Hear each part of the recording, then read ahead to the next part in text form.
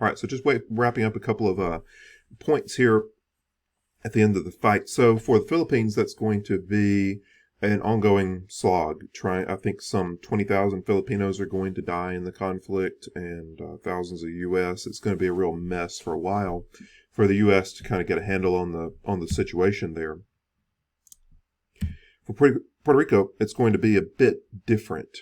That was it had a certain path going forward where it and Cuba may have followed a similar path, but for Puerto Rico, they actually get hit with a natural disaster right as the U.S. takes control. I think it was maybe a month or two after the U.S. military government is put into place in Puerto Rico.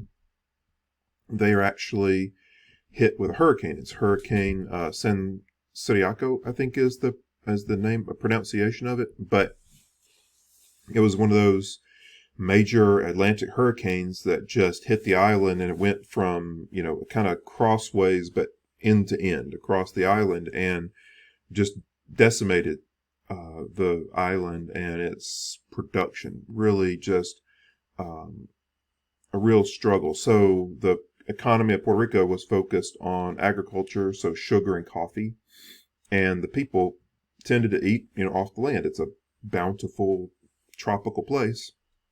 So, bananas just grow easily right there where people can pick them, and just any number of other foodstuffs are available, and all of that is just stripped. And so people could eat fallen fruits and, products for a while, maybe a week, but after that, you're in a situation where you're going to be looking at, starvation, and the U.S. is now in charge of this situation. So the U.S. had outposts around the island. San Juan was the focus of, where the headquarters was, but they had people around and little garrisons and things like that. But all of those, all of the telegraph lines have been cut. All of the roads are blocked by trees, and so people are either having to go on foot or by horse or something to get, or maybe even take a boat around the island to get reports in from these various locations. And they assess the situation and realize that their primary problem is that they're going to have a starving population here rather quickly. And so rather than a logistical situation, well, it is logistical, but rather than just a military situation and a governmental situation, it's a humanitarian situation that they are faced with. And so they begin quickly reestablishing communication because they desperately need that, and they start organizing locals into groups to try to work on infrastructure, getting bridges back in place and roads cleared and all that.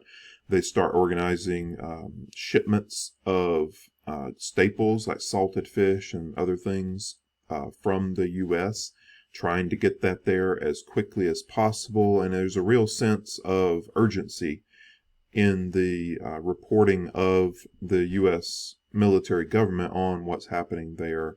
And it's interesting because there's the 1800s version of charity.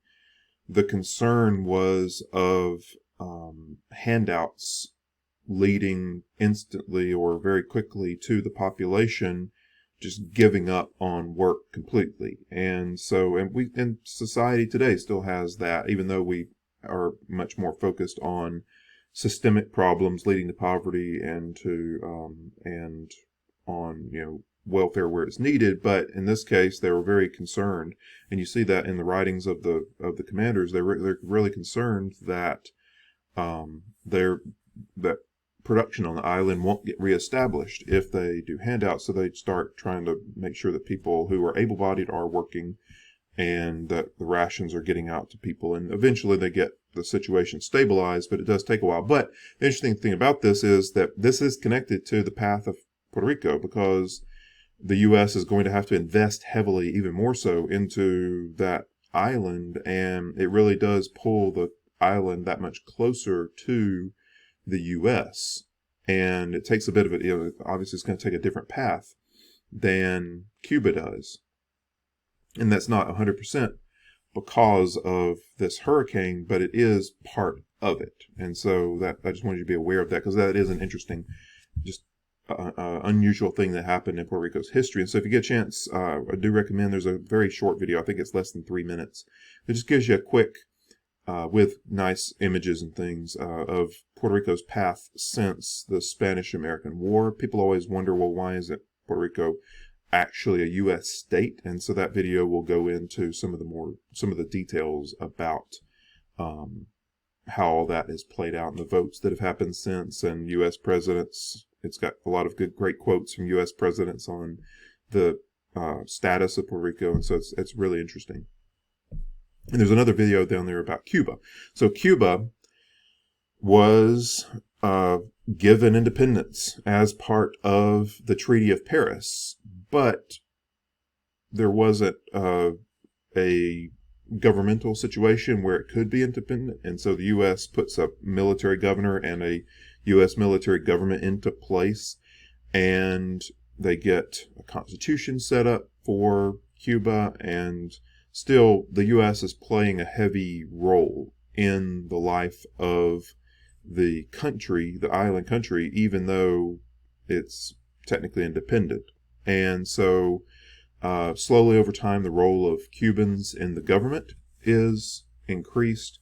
They have supervised elections, and the first Cuban president is elected. Cubans of black heritage are mostly excluded from all this process just because of the racial system in the United States that was imported into the process in Cuba, which was unfortunate. A lot of public works are being put into place by the United States, so road building, bridge building, buildings that are going up, but they're also sort of importing U.S. educational system and some other things like that.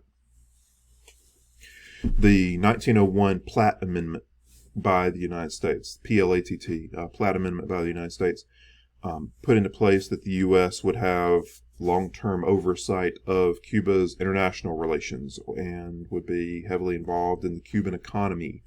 And so there's this weird, like, we're helping you become governmentally autonomous, but we're also keeping strong control over what happens as far as Cuba is concerned. And so a lot of those provisions end up being repealed by 1934, but still it kind of puts Cuba on a path where they struggle. And so from then on, administration after administration in Cuba becomes known for corruption, and it just becomes corruption after corruption, and people are disheartened by the administrations that are in place, and it's a real struggle, and people are just feel that Cuba can't win. They just can't get a break, and they want good leadership, and they just can't get it. And the U.S. is backing groups that are overly heavy-handed